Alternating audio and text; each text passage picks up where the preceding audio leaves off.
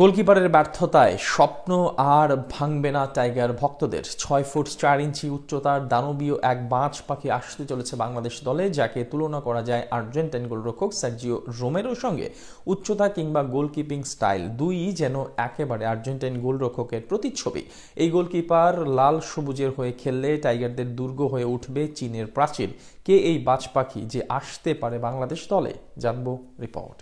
Asian কাপে বাংলাদেশ যে কয়টি ম্যাচ হেরেছে তার মাঝে দুটি হারের বড় একটা দায় ছিল মিতুল মারমার। নেপালের বিপক্ষে ফ্রেন্ডলি ম্যাচে তো একেবারে যা ইচ্ছে তাই অবস্থা ছিল মিথুলের। সাদ সোহেলের সঙ্গে মিথুল মারমার জন্যই নিশ্চিত জয় হাতছাড়া হয়েছে টাইগারদের। কিন্তু বর্তমানে জাতীয় দলের 1 নম্বর গোলকিপার মিথুলের রিপ্লেস তো এই মুহূর্তে কাবরেরার হাতেও নেই। অভিজ্ঞ জিকো তো ম্যাচের পর ম্যাচ ক্লাবে বেঞ্চে বসে সময় কাটান। তরুণ তুর্কি শ্রাবণ বাংলাদেশের ভবিষ্যৎ হলেও বড় ম্যাচগুলোতে তাকে নিয়ে বাজি ধরার সাহস খুব একটা পান না কাবরেরা। প্রকৃত অর্থে লিগে শ্রাবণ মিথুলরা ভালো খেললেও বিগ ম্যাচের চাপ নেবার মতো অবস্থাতে থাকে না তারা। তাই হামজা সমিত কিংবা ট্রেভর ইসলামের মতো তারকাদের আগামীতে পাওয়া গেলেও গোলবার নিয়ে শুভঙ্করের ফাঁকিত থেকেই যাচ্ছে টাইগারদের।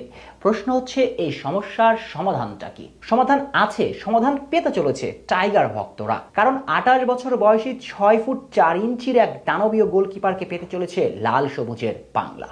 নাম তার সাইফ কেরাওয়ালা। বর্তমানে খেলছেন ওয়াশিংটন অ্যাথলেটিকো ক্লাবের হয়ে।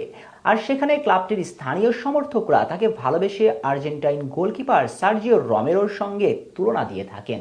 আসলে তার উচ্চতাটা একেবারে সাবেক ম্যানিউ গোলকিপারের মতোই, এমনকি গোলবারে দাঁড়িয়ে প্লেইং স্টাইলটাও রোমেরোর প্রতিচ্ছবি। Reflex, positioning sense, gripping, aerial dominance, 1 versus 1 saving দক্ষতা সবকিছুই একেবারে রোমেরোর কার্বন কপি। একবার শুধু ভাবুন তো, বাংলাদেশ জার্সিতে এমন একজন গোলকিপারকে পাওয়া নিশ্চয়ই স্বপ্নের মতো ব্যাপার। এই স্বপ্নই যে এবার সত্য হতে পারে।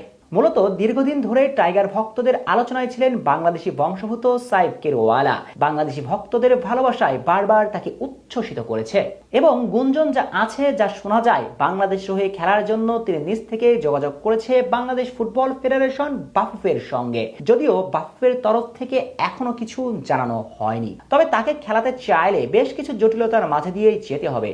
তাই শেষ পর্যন্ত সাইফ কেরাওয়ালাকে বাংলাদেশে খেলানো হবে কিনা তা বলা কঠিন।